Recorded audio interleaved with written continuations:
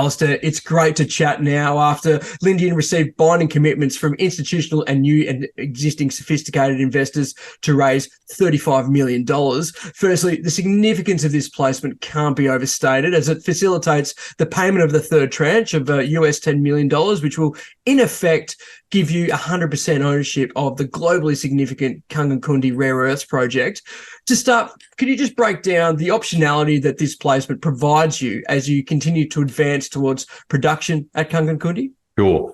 And let's reflect on this $35 million placement. It was to institutions and it's being very well received. So this is a great moment in the company's history where institutions are now well and truly on the register, recognising just how great this company and the projects it has are.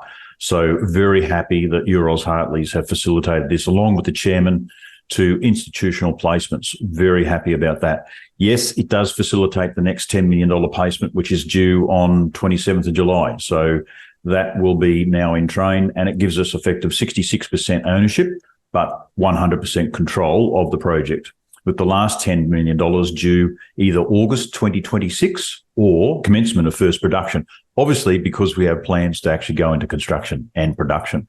So the remaining funds from that capital raise will be used to progress project development. Later this year, we'll probably start some civil works. Next year, full construction phase with the option that, or the target that we'll be commissioning into production very late 2024, which leaves us a free run of production in 2025. This gives us a huge amount of flexibility. It takes away any uncertainty that we have in the market conditions because we've got the cash to actually go forward into development phases. Really, really important.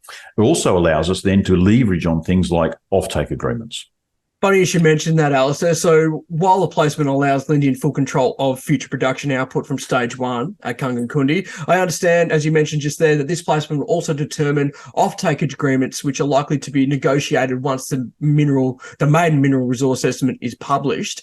Can you just talk us through how does this placement advance your offtake discussions and how are they progressing? If you're an offtake partner, I guess there's a couple of things you'd really want to know.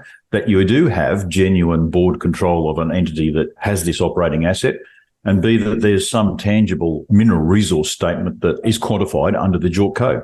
So those two things will precipitate in the next month, in this month. We would see, therefore, offtake agreements start to escalate in a more formal basis. You know, we've been building relationships up over the last year. Now it can take a formal process. So we say we've got control of the board, of the entity. We've got funds to actually go into development. We've got a resource statement.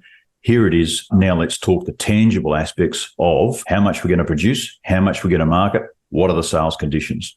So it gives us an enormous amount of flexibility and freedom now to really start honing down negotiations for offtake agreements. So operationally, you've got plenty of news in the pipeline. You're awaiting assays for 14 holes from phase one with an aim to report a maiden mineral resource estimate for Kangankundi very shortly. What's the timeline like firstly, for those outstanding assays, but when can we expect the mineral resource estimate to be reported? I've been waiting with bated breath for the remaining assays to come from the laboratory, which have been unfortunately delayed, but completely out of our control. I'm expecting them very shortly. I would expect the statement of the remaining holes to be done within the next week, the next 5 business days or so. That would then finalise all the assay data for the mineral resource estimate. We're waiting on a topographic survey. We'll do the statistical analysis of the resource, which is, dominantly done. It now needs finessing based on the latest data. And I would expect that before the end of the month, we will have a mineral resource estimate for publication. Fantastic, Alistair. And just finally, I understand funds will be also deployed towards construction of the stage one processing plant. You mentioned that earlier, with an aim for commissioning in 2024. Where does stage one place you in terms of comparisons to other rare earths concentrate producers around the world? Let's take a brief step to reconfirm that this is a mining license with a fully certified environmental and social impact assessment certificate, allows us to go to construction and production.